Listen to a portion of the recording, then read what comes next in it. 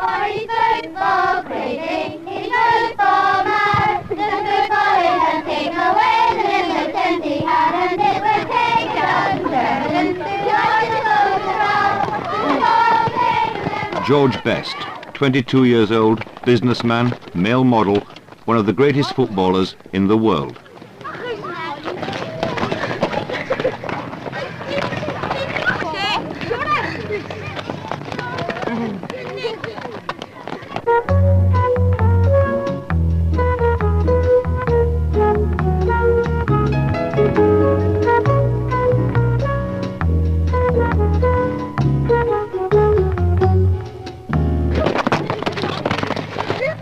Wherever he goes, there's always a crowd to sing his praises. But the noise made by kids in the park is chamber music compared to the sound that greets George Best every time he turns out in front of 50,000 Manchester United fans. Best at 22 is already a hero throughout the world of football. Like Matthews and Pelé and Eusebio, his is a name that will put 10,000 on the gate wherever he plays, whether it be Manchester or Montevideo. He's the outstanding example of the young players who've grown up in football since the new wage deal 8 years ago.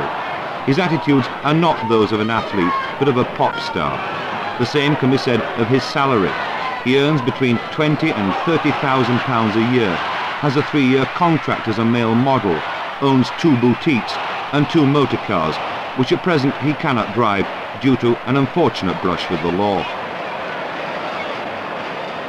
The man who has been most closely associated with Best from his early days is Sir Matt Busby, manager of Manchester United. I think he's gifted with the most natural talent in a footballer I have ever seen.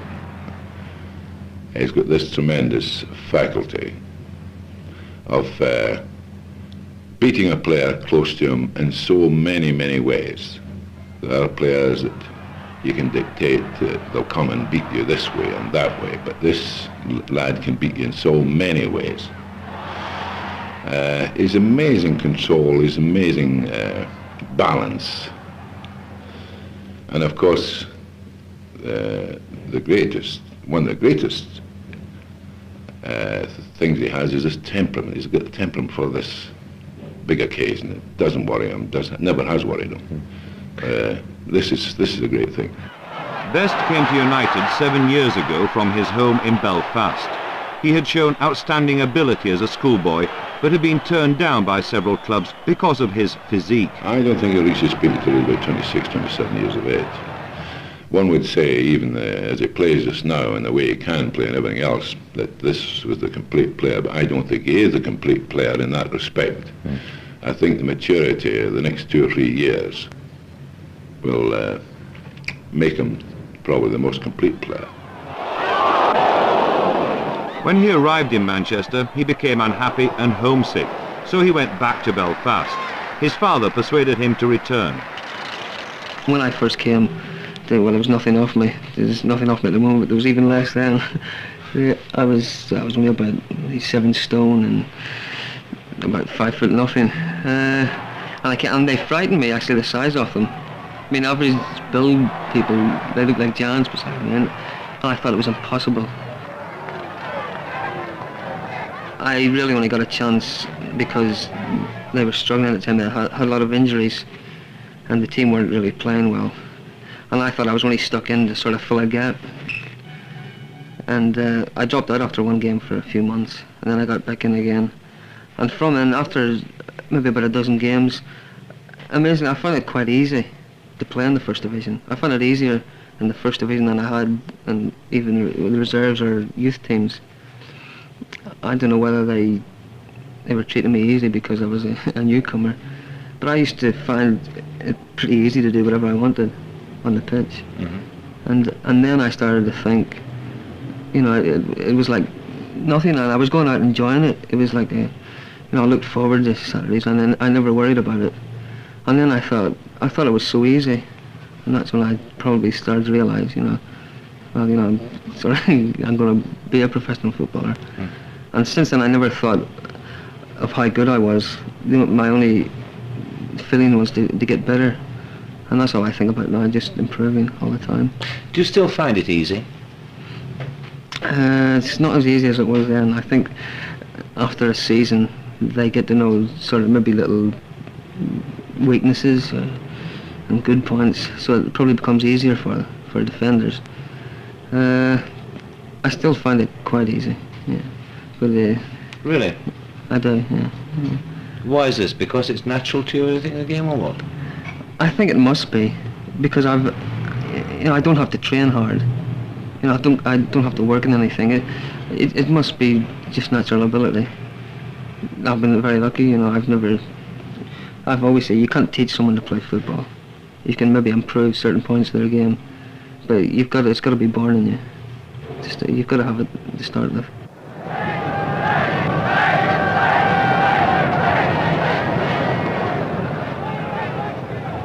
Have you ever seen anybody that you've admired to the extent that you've envied him, a footballer? No, I honestly haven't. No.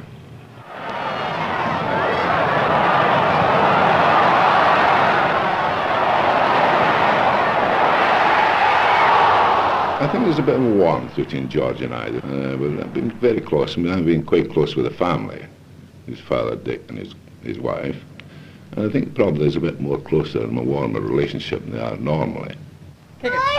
Whenever Best plays for his country, he returns home to Belfast.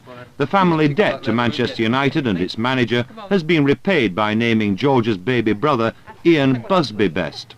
The question against Best whenever he goes home and renews old acquaintances is how much has success changed him. The man who discovered Best is Hugh McFarland. He convinced disbelieving clubs that the seven-stone weakling was in fact a genius. Well, to me, when he comes home to his hometown here, he's still a child in my eyes. He's still the same George Best as I knew at 15 by speaking to him. But on the field, I think he's changed a terrible lot.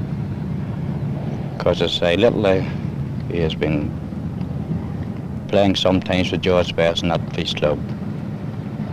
Why do you think this is? Well, again, maybe he's at the top and he's a hero everywhere, and I think it affects his game. Do you think he's in danger if he doesn't change of falling from grace? I would say yes. I would honestly say that he'll not last as long in the game as our footballers have. But he doesn't change his tactics on the field. But if he does change his tactics and if he stays in the game for another 10 years, what sort of future do you see for him? Well, I would say he'll be one of the first footballers to make $1 million out of the game. Training in Ireland for a game against Turkey, Best reveals all the nonchalance that is his trademark. The uncertain, homesick teenager has grown into a self-possessed young man. At 22, he's at the peak of his job. There's not much left of the lad who once kicked a ball in the back streets of Belfast. Well, it was in him definitely from he was born. Watching him as a toddler, he always had the ball at his toe, and of course I never really expected him to reach the heights he has reached. I thought it was just football like any other child. What did you do to encourage him from a child? Well, I think he encouraged himself, mostly because come Christmas time, as an example, all he ever wanted was football gear. Didn't have to ask what he was fancy or try to find out. He knew what to get him, He just wanted this football gear, and that was him quite happy.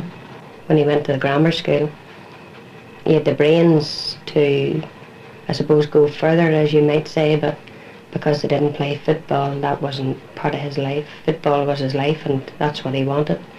They played rugby, and that didn't suit him. So what did he do?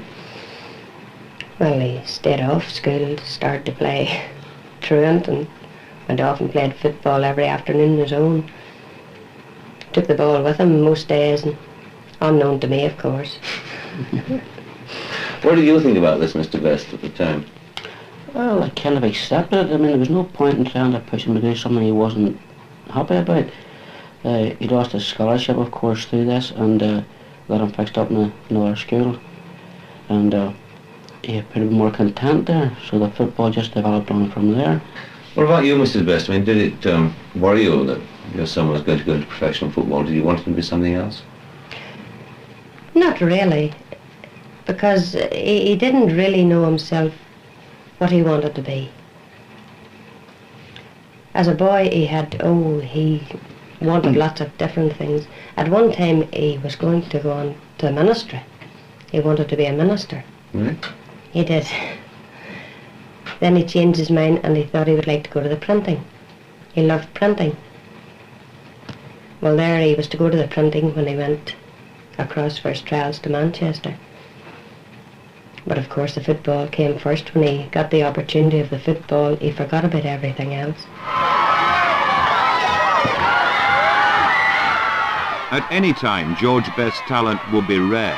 But today, with football obsessed by defensive tactics and individual talent sacrificed to team effort, he is unique.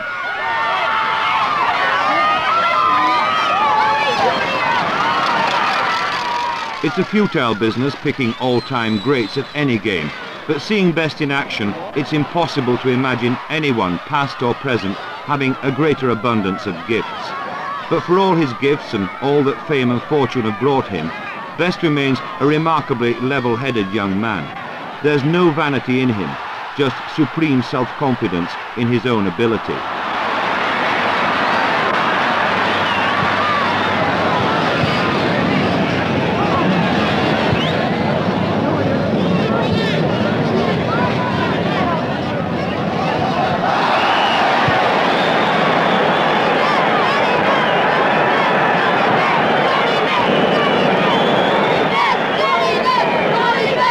What about crowds, George? Do crowds affect you? I mean, do you play better in front of a crowd that's for you, or? Oh yeah, I love it. Well, I love it here. You know, you get the feeling that nothing can go wrong. You know, even if you make a little mistake, you know, they forgive you. So and you think, well, next time I'll do a lot better. It's great playing here. I love it. You enjoy coming back, do you? Oh, it's great. Yeah. Well, you know, I haven't been back now for a year. The Scotland game was the last time I played here. And I've been down to play, you know, but club European Cup games and injuries. And it's been driving me up the wall. I think I missed about 9 games in the last couple of years. Do you get many people around, Dickie, when George is back playing a game? Do you get many people? At home, you mean? Oh yes. Well, you may get a few tonight when you go back here. Turn right there. You're on. All these television people are the same. You're all the same. Your dark glasses. Huh? See these glasses here? Where's your glasses? Hold it up there.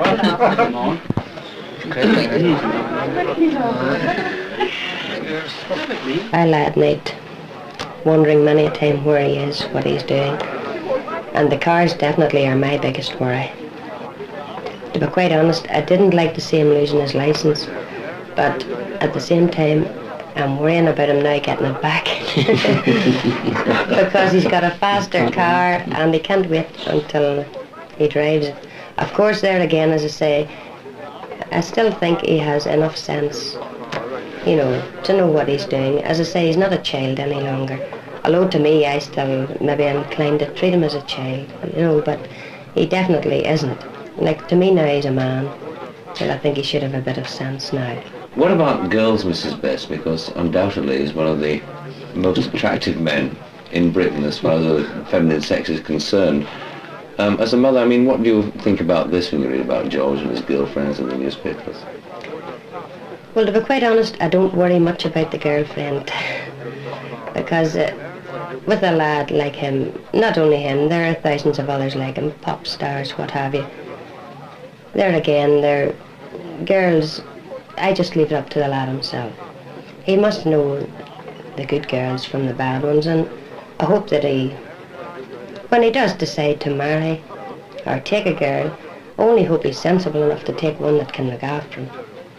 Not that one that's just wanting him for his looks, for his money, because he has a name.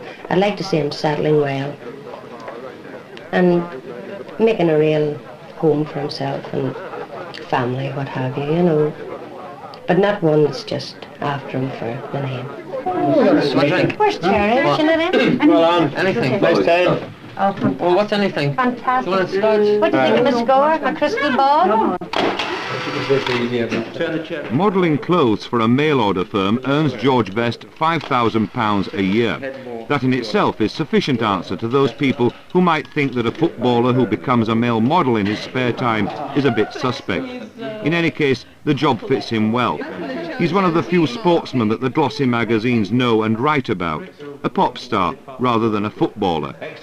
Best's fan mail totals several hundred letters each week from all over the world, and mainly from girls. The majority of them are not football fans. They wouldn't know Sir Matt Busby from Bobby Charlton, but George Best is different. His current girlfriend is Jackie Glass. She too never stood behind the goals at Manchester. He's very down to earth, very perceptive, very simple. I don't mean stupid, I mean single-minded, if you like. You pass me the sweater, the white one with the brown and stripes at the bottom, please. Got me the trousers on. I think he's incredibly polite, in fact. You know, I tend to get annoyed more than he does. I suppose because he's more used to it than I am. But maybe he's even too polite. It depends. You know, people that sort of come up and say, "Can I have an autograph?" and things, they're okay. But if they kind of intrude in a whole private scene, then that can be a drag, you know. Keep the head that way, George. That's it. Get a little higher. There, good. We know what happens to us, don't we, Hubby? Do you see any kind of permanent relationship here, Jackie? I mean, would you like to marry him? I don't know. I haven't told him, so I don't see why I should tell you.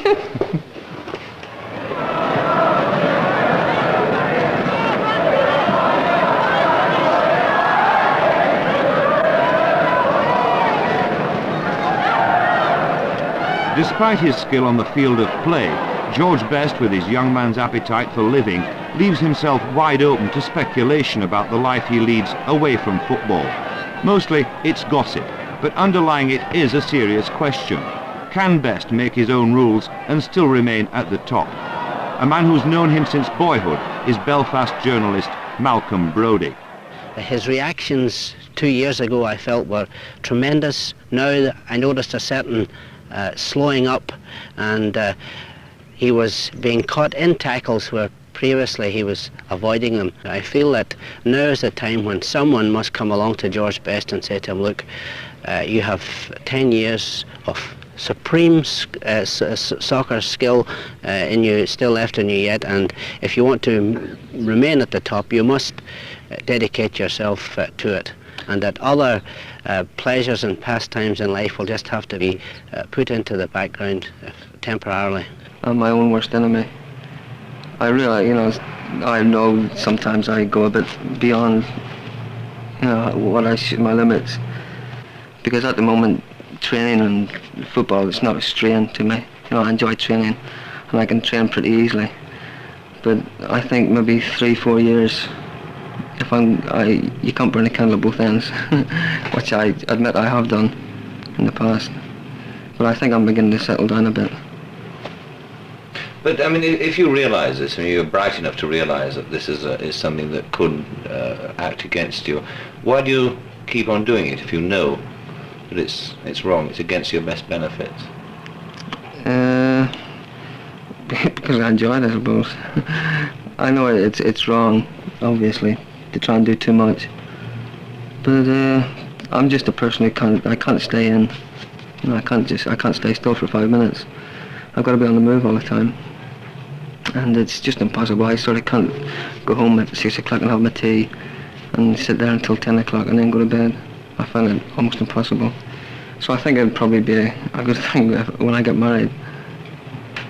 Are you looking forward to getting married? I am, actually, yeah. I'd like to be married at the moment, because I think it'll definitely quiet me down and settle me down. Are you able to see the kind of pressures that will be on you if you did get married? I mean, you're a very young man, you've got all the birds in the world chasing you. It's not going to stop when you get married. Do you see this as a problem? Well, when I get married, it's not going to stop them chasing me, but it's going to stop me chasing them. Because when I'm married, I'm going to be married, and that's it. Finished. You sound very confident saying that. I am. Are you aware of yourself as being, as you say you think of yourself as a footballer, but you must know that in fact you're more than that today with a lot of the kids. I mean, you are in fact a pop star, as much a pop star as Jagger or as any of the Beatles. You're aware of this? I am, yeah, because I think football is just another branch of entertainment, which is what Mick Jagger and the Beatles are in, and I'm just another entertainer, as far as I'm concerned. I would never talk about anything like religion, sex, birth control. I would never talk about it seriously, because I realise that people might take my word for it as being, you know, gospel truth, which is wrong. I've just got an opinion like everyone else, but because I'm in the public eye, people might think it's right because I've said it, so I wouldn't say it in the first place. What about money now, George? How wealthy are you? Not very. I spend it as quickly as I earn it. Well, that's interesting. How much would you say that you earn a year? Well, I'd never discuss figures, but I'd say I earn probably 2 or 3 times more outside football than I do in it. And how much do you spend a week? Maybe £40 a week. Are you a soft touch generally, though? Yeah, I am actually. Yeah. I've been in the shop, you know, when a Trump's come in, and I've given them a check, you know, for 20 quid, which is ridiculous. You know, he's come and asked for a tenner. Why? I don't know. I suppose it's. I must have been in a good mood. I just felt sorry for him. You know. And I just handed it over, which is, you know, stupid. But do you regret it later when you think about it? I don't know. No, when I thought it later, I was chuffed. I thought, well, at first I thought 20 quid. I mean, if I told my mother that, I mean, 20 quid to our family is a lot of money. But well, when I did this, £20, I mean, it was, you know, maybe a tenth of what I had in my pocket at the time. What about the fan adulation that you get now, George? It's fairly intense. You know, girls write to you and make all kinds of suggestions on paper and things and ring you up. How do you regard this? I don't know. I honestly, it's hard for me to say because all my heroes have been blokes. So I've never really wanted to write to any sort of female person who I've thought a lot of. But I can sort of understand it. I mean, I think of people like Cassius Clay, who, you know, I'd love to write to him and tell him how great I think he is. And I can just, if he was a woman, I probably would maybe, you know, if I was a kid, I'd write to them and say how great I thought they were. So it's quite understandable. You know, I enjoy it actually. But you do? I mean, you're aware of yourself as a sex symbol, are you? Not really, no. I'm aware of myself as a footballer. George Best, at 22, knows better than anyone that he is in charge of his own future. If, as he says, he dedicates himself to the game, then there's no telling what heights he might reach. Everyone who's seen George Best play carries a favourite personal memory around with him. Mine is of the European Cup final last year when Manchester United beat Benfica 4-1.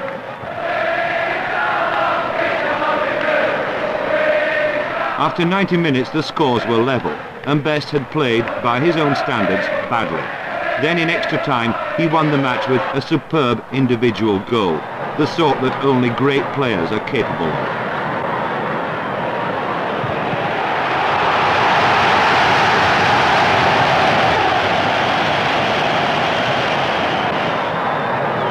That goal demoralised Benfica. Manchester United scored twice more and became the first English club ever to win the European Cup.